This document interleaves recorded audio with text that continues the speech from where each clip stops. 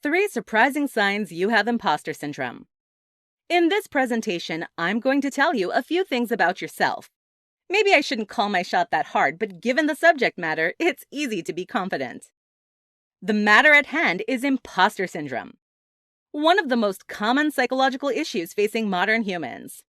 Today, we're going to be looking at 3 symptoms of imposter syndrome that you might not know are symptoms of it. So strap in, because we're about to get so psychological. 1. Overachieving. This is an interesting one, but I found that it was an important sign to start with if we're going to have a conversation about imposter syndrome. It is important because while most sufferers of imposter syndrome are overachievers, most of them do not at all feel like they are overachievers. In fact, many overachievers are overachievers out of a constant fear that they are or can become underachievers. This is a pretty big disconnect.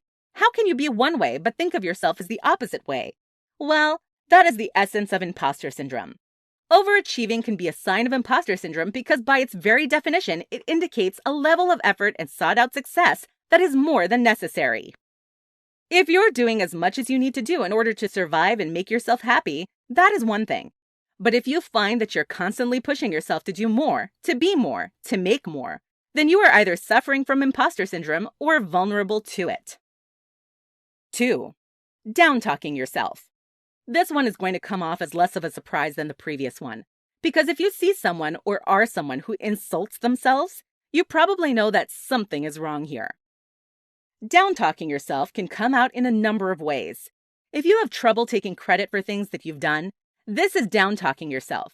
If you accentuate your mistakes above your flashes of genius, that is also downtalking yourself. When I've talked to people that make a habit of downtalking themselves, they usually tell me that they feel obligated to do it.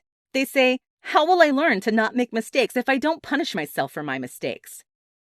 But that's not how success works. Mistakes don't become less common just because there's a punishment associated with them. They just become more stressful. 3. Not taking responsibility. Imposter syndrome is, in essence, an expression of low self-esteem.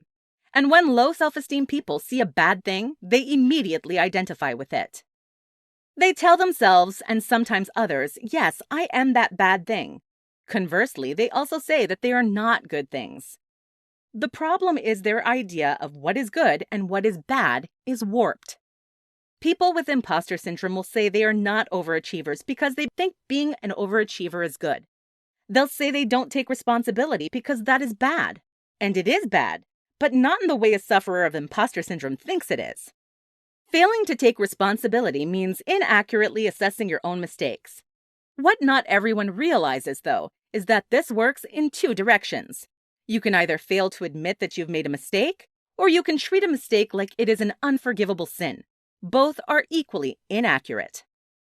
In essence, fighting your own imposter syndrome is about being kind to yourself.